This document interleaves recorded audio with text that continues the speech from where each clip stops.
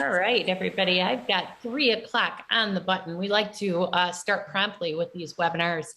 I don't know if everybody heard the unfortunate news of what happened in Oxford at the high school just a few minutes ago. Actually, there was an active shooter on campus, and it's my understanding that we have probably 4 to 6 students that were injured, one that was actually shot, but no fatalities at this point. So I certainly know all of you join me, in sharing, the grief and the concern that goes along with a school that's, obviously in Michigan and colleagues for many of us that know people at Oxford High School. So keep all of them in your thoughts today following a situation like that. It's always really traumatic on campus and even spreading throughout Oakland County, I'm sure as well. So keep our colleagues in your thoughts, as we go through the rest of our day today. So I do want to thank Ted Gardella and Carrie Anima, who is with us today from the College Board. We're going to be talking about how to get reimbursement from fall testing. And this might be one of those things where you just think, well, yeah, MDE is going to reimburse us, and they will, but you do have to make sure that you do it correctly so that you make sure that you get your full reimbursement. So I want to remind you again that we are recording this webinar. So if there's somebody else that needs this information in your district, you'll be able to forward them the link, which we will email to you following this recording. If I haven't met all of you before, I'm Wendy Zadev, the Executive Director at the Michigan Association of Secondary School Principals. And you also see Ryan Casey with us, our Director of Digital Learning. He mans us behind the scenes, and he will be the person making sure that everybody gets the recording to this webinar. So thank you so much, Ted and Carrie. You're always so responsive and great about anticipating what the needs are in the field, in terms of, what we're going to need to be thinking about and knowing. So I really appreciate you reaching out to MASSP and having these webinars with us. Well, thanks, Wendy. And we really appreciate the partnership with MASSP, the great access that you provide us to Michigan's principals and assistant principals. And I know I've said it many times, but I don't think there's a better investment that Michigan principals can make than an MASSP membership because of all the great information that you provide. That being said, we actually have lots of good news around the fall testing procedures. The first thing that I want to say is that districts will, as long as they have followed the steps we're going to outline today correctly, districts will not have to pay an invoice at all.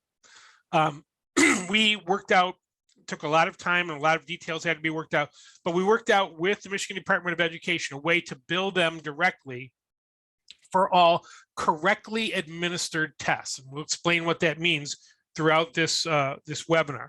So for all correctly administered tests, MDE will pay the College Board directly. School districts will not have to pay the College Board.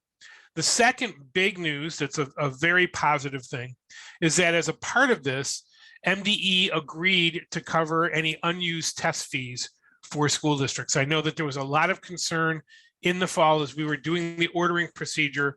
There's a lot of concern about what would happen if you over-ordered and then students didn't take the test. Would you be responsible for unused test fees? And when we began the process, it wasn't really evident that we would figure out a way to take care of that, but MDE really stepped up and they've agreed to cover unused test fees. Again, as long as the tests were administered correctly.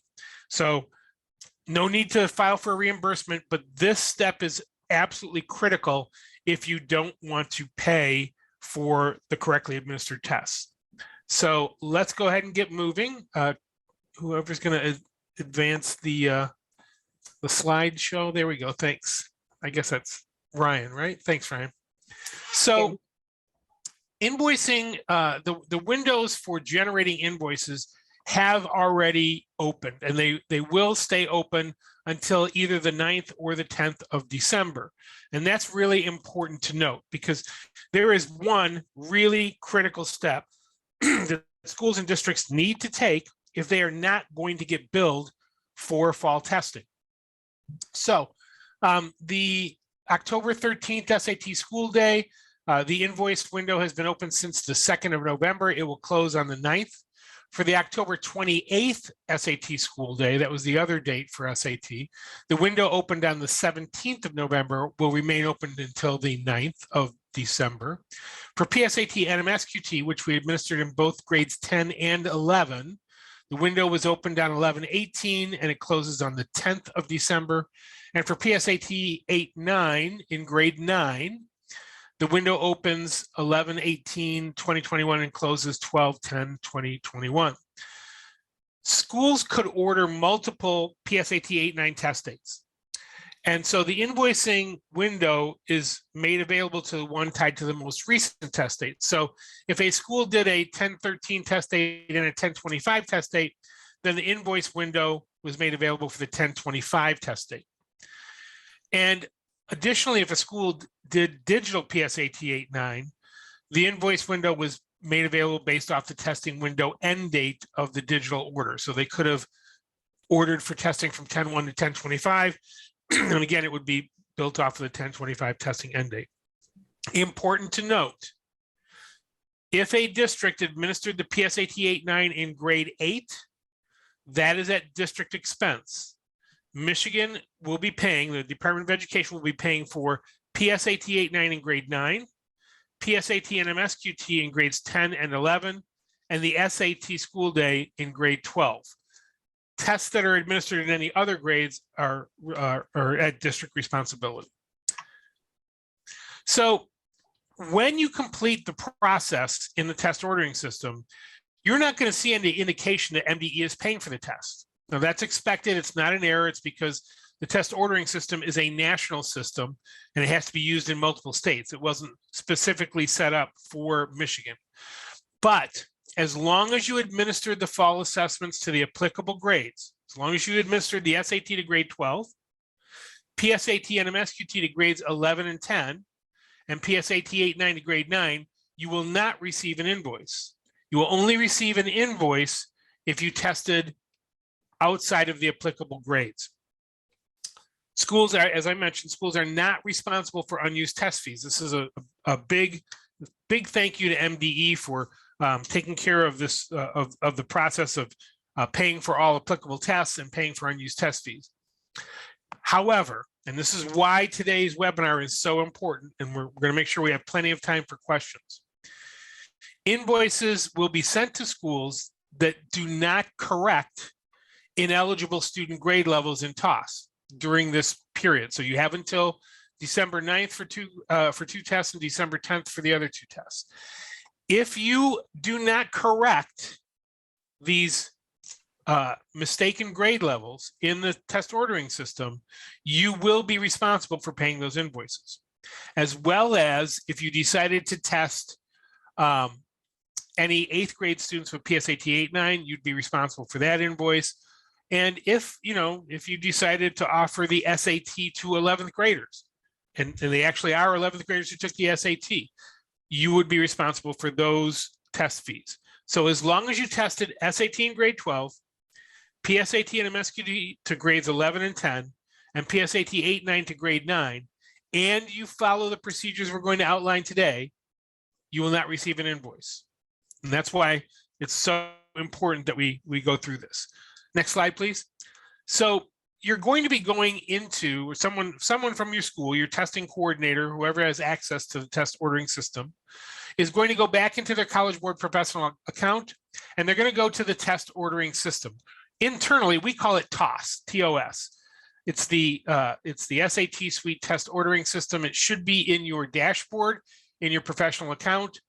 If you did order the test, you'll know what I'm talking about. It's in your dashboard. If you weren't the person who ordered the test and someone else is responsible for doing this process, you have to make sure that you have access to test ordering within the College Board dashboard. And with that, I'm going to turn things over to my colleague, Carrie Anima, and she's going to walk you through the actual process and the actual screenshots that you will see once you go into the test ordering system. Carrie? Thanks, Ted. Good afternoon, everyone. Great to have you with us. I want to do a quick shout out to Pam Gillespie from Byron Center, one of my former colleagues. Just saw your name on the chat. So glad to have you here today. Okay, well, wait a minute. If you get to do a shout out, I get to do a shout out to Jolynn Clark, who was my son's principal in Frankenmuth. So Now we're even. Okay, now you can go ahead. Familiar names in the chat. I did forget to mention, if anyone has any questions, make sure you pop those into, I think we have Q&A available for that. So if anything has come up that you already have a question about, I will pose those questions for you as well. Perfect. Thanks, Wendy. And Ted, feel free to jump in anytime if I forget anything. But like Ted was saying, hopefully you already have access to test ordering if you're the person that ordered tests for your school. If you happen to be new and now you're doing this step, you need an access code to get test ordering. So if you do not have this on your dashboard, you can email me and I'll put my email address up at the end to get that access code. But when you open your College Board account, hopefully you'll see test ordering and you'll click right on that. What you're going to see is different depending on school to school and depending on what you did. So this particular school offered the SAT school day on October 13th, the NMSQT on the 13th, and then they did PSAT 8-9 digital. Some schools may have offered 2 different times. So your school may look like 1 or 2 different SAT school day options, 1 or 2 different PSAT, NMSQT school options. So this particular school offered the SAT on the 13th, but they offered the NMSQT on both the 13th and the 26th, and they offered the paper pencil PSAT 8-9 on the 13th. So depending on what your school looks like, this will look a little bit different. So what you'll need to do is one at a time. You're not able to do all 4 at one time. So I'm going to start with SAT school day, and what you'll do is click on View Summary for whichever test you're choosing to do first. So what your screen will look like at this point of time, it will look like that third box.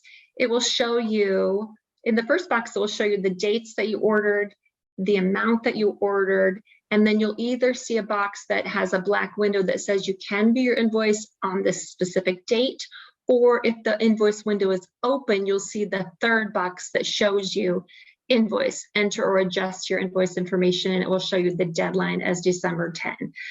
Because we're past that November date, all of you should see that third box now. So what you're going to want to click is adjust invoice information. So there's a bigger view of what it shows. It shows how many standard tests were offered, accommodated students, how many answer sheets were returned, and you'll click adjust information. So the very first thing you're going to do is make sure your contact information is correct. So you're going to make sure, even though the bill is not coming to you, if there was a bill to come to you, who should that be sent to and the address of that person. So make sure you review that contact billing information. And then the billing address can only be updated. So if your school moved or it's incorrect for some reason, you'll need to call ETS at that number that I have in the slide, 609-771-7091, or you can email code control at ets.org. But hopefully your school will have the correct address because you just tested it in the fall. So the first thing that you're going to see are grade adjustments. And like Ted said, this is the most important thing. If your school is like this school, for the SAT, they have one student that marked themselves as an 11th grader. MDE does not pay for that test. So if you go under SAT for your school and you see anyone marked 9th grade, 10th grade, 11th grade, or other, that's what needs to be changed. I'll show you how to change that in just a minute, but I want to point 2 things out. The district pay, where it says district pay, I've outlined it in red. That's what Ted was referring to. You just need to ignore that. Even though it says that, it's not district pay, it really is MDE pay. But because this system is a national system, not just Michigan only, that wasn't able to be deleted. So if you see that, don't worry. You're going to see it on several different screens. Just ignore it. So Carrie, let's stop here because we had a question that came into the chat rather than the Q&A, and it's a good question. And I want to answer it right away.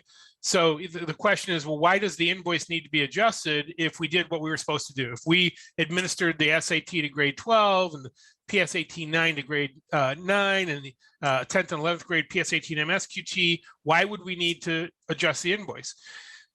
You need to adjust the invoice because students do not always correctly bubble in their grade. So they had to bubble in their grade level as they were taking the test. And if they misbubbled, if they misgridded their grade level, we're going to score that, and we're going to consume that piece of information off the answer sheet that the student bubbled in. I'm an 11th grader and I took the SAT. Well, they weren't. You had all the 12th graders take it, but somebody just misgridded.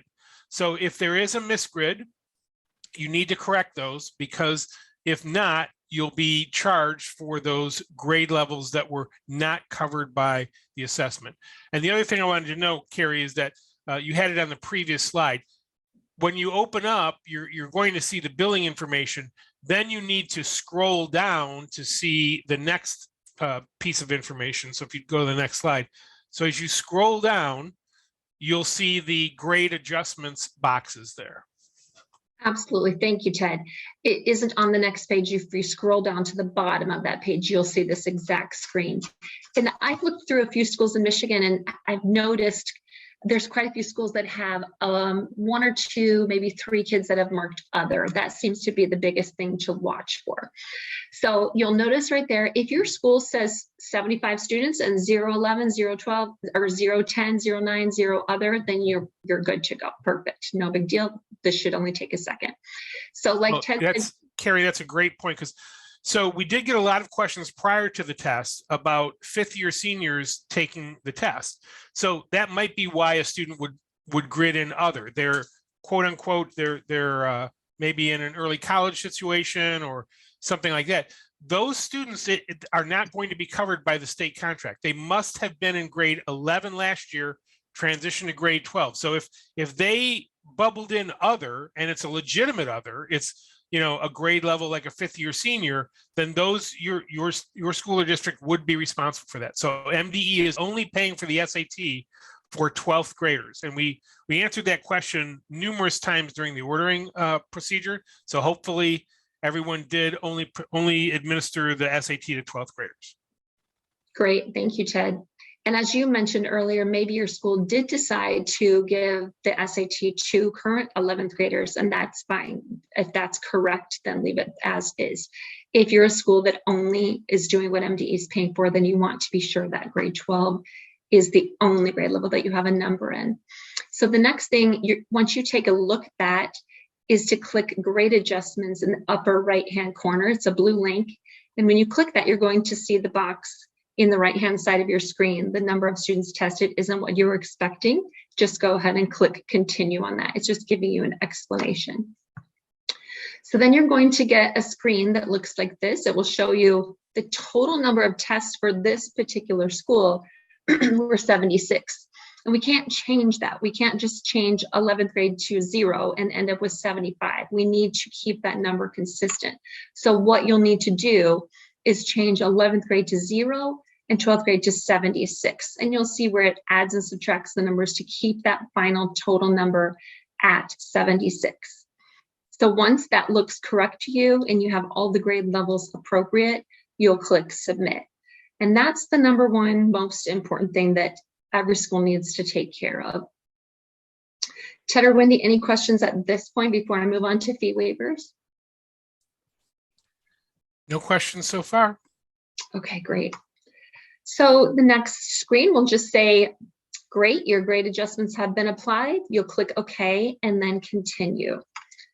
So the next screen that's going to come up is regarding fee waivers. So just some quick reminders on fee waivers. PSAT and MSQT and SA school day schools may select students who are tested who are eligible for fee waivers or fee reduction benefits.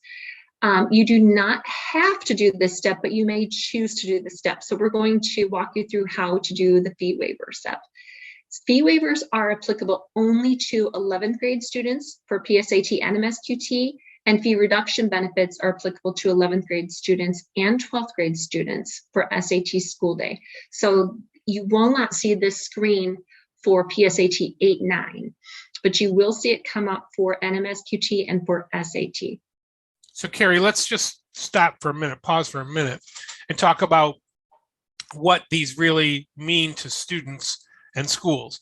Because the state of Michigan is paying for fall testing, the fee waiver, fee reduction benefits may not seem as important because it's not applicable to your school. You're not reducing the amount that you would pay through these fee waivers or fee reductions. But the benefits to students can be significant. So if you identify your 11th graders who took the fall test as being eligible for fee waivers, then when they become seniors, they will be eligible for free SAT retakes. So remember that if a student qualifies for a fee waiver, then when they're a senior, they can take the SAT twice more at no cost to them.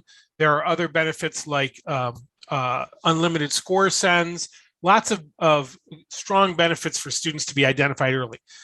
Now, that being said, if you're worried about, well, what about my seniors who took, the SAT this fall?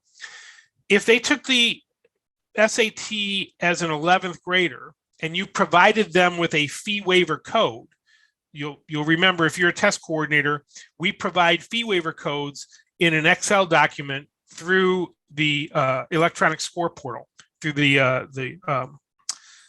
Download reports. the download reports feature. So you can provide a student with a fee waiver code, and then they can enter that code into their College Board account and get fee waiver benefits, or you can identify them through the invoicing procedure and they'll get those same benefits.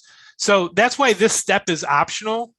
It's really, if maybe you had a lot of 12th graders who didn't take the test last spring and you didn't get them their fee waiver codes, you can now provide those same benefits to those 12th grade students by identifying them in the test ordering system. Fee waiver codes are still useful. They are still applicable. You can still give them fee waiver codes. They can go into their College Board account and enter those fee waiver codes and they'll get the same benefits. It's just two different ways to do the same thing. And those benefits really are important to students, especially if, maybe they didn't get the score that they wanted and they want to do a retake as a senior. And doing this early on for 11th graders, for your PSAT and MSQT students, could mean that you don't have to distribute as many fee waiver codes in the spring. Totally optional. It's not going to reduce your invoice, because as long as you did everything correctly, you're not going to get an invoice, but it is important to provide those benefits to students. Absolutely. Thank you, Ted. One note on that, one question that I get asked quite a bit is from schools that they are, due to COVID, are giving all students free and reduced lunch. Does that qualify every single student in your school for a fee waiver? No, it doesn't. They still need to be eligible. So you'll need to go through and find individual students that actually are eligible. And I'll share the eligibility requirements in just a few slides. But if your whole school is getting free lunch, that does not mean you can just mark every single student. You need to mark just the applicable students if you're choosing to do fee waivers for your school. So what this screen looks like, it's going to pop up automatically with your students listed. So what you can do, you can click in the box in the upper left-hand corner, and that's going to click every single student's name. And then you can then go through and uncheck the names of students that do not apply, that should not be checked, or you can go through one by one and check the student's name. And depending on your school, this could be a long list and it could be a short list. So since we're doing SAT right now, I only want to look for my students that are seniors. So I noticed right there, Diana is in 11th grade, so I'm not going to check her name. But this is where you can check the names by clicking the boxes of your students. And like Ted said, once you click that, then when they go into their College Board personal account, they're already going to have the benefits in there. They won't have to go to their counselor or whoever their school has that information to get a fee waiver from them. So back to who is eligible and who is not. SAT fee waivers are available to low-income 11th and 12th grade students. So you're eligible if you're enrolled in the National School Lunch Program, your family income falls within the income eligibility guidelines, you've enrolled in a federal, state, or local program that aids students from low-income families, your family receives public assistance, you live in federally subsidized public housing, or you're an orphan or ward of the state. So there's the website to view that if you have questions on income eligibility guidelines. But again, a great opportunity for students if you were to mark that for them, but there is another alternative if you choose not to do fee waivers. So that's walking through what SAT looks like. PSAT and MSQT has a little bit of a twist to it, just one other thing that is additional. So I wanted to show you some screenshots of what PSAT and MSQT looks like in relationship to what you just saw for PSAT. So you're going to see the very first screen. Again, you need to click on one by one. So we're going to click on PSAT and MSQT for October 26th first. And then we're going to click that third window that says adjust invoice information. And the first thing is the same as SAT. You're going to look at the contact information, address, email. Is that correct? And then you'll scroll down for grade adjustments. So again, this screen shows district pay for both grade 10 and 11. That's something you can just ignore. But I'm noticing on this particular school, there's 3 students marked other. I don't see any 12th graders marked, so that's great. Most kids are marked 11th grade or 10th grade, but that other I'm going to need to go in and fix. So I'm going to click continue, or first of all, I'm going to click grade adjustments in the right-hand box, right hand of the screen, and then click the continue in the box that shows up. And again, this is where I will change that 3 to a 0, and I will change the 3 to 11th grade students. So again, that exact total number has to be the same. So 1180 needs to stay 1180. And once that looks correct and that's right for your school, you'll click submit. Again, reminders on fee waivers are only for 11th grade. So you will not go in and mark any 10th graders for this, just 11th graders for the PSAT and MSQT. So this step is the same as well. Upper left-hand corner, you can click on that and it will highlight every single name on the list, or you can go through one by one. You can actually search students. Let's say you only have 3 students in your school that will qualify for a fee waiver. You can type in their name. It will bring you right to their name and you can click that box to avoid scrolling through. But one thing I want to note right here is I noticed there's some 10th graders showing up. You would not want to check those boxes. You're only looking for 11th grade students that qualify. The step that's different for both PSAT and MSQT and PSAT 8-9 is there's a 4th step that's going to ask you if you've loaned test books. And for most of you, you probably didn't loan test books, so you're going to click I did not loan test book, and you'll click continue and you're done. You'll submit. If you did happen to loan test books to another school in your district or nearby school, you'll click I loaned tests, and then you'll find the school that you loaned the tests to. And you can search and add for multiple schools if you had loaned test books to more than one school. So Carrie, let's just pause right here and talk a little bit about why this comes up. So again, remember that the test ordering system is a national system. And so if a school ordered test booklets, and let's say they loaned some test booklets to another school, and they didn't perform this step, they would be charged for unused tests for those tests that they loaned out to another school. Again, because MDE has worked with us and provided a way that we can bill them directly, MDE is taking care of any unused test booklet fees. So that's great news for Michigan schools.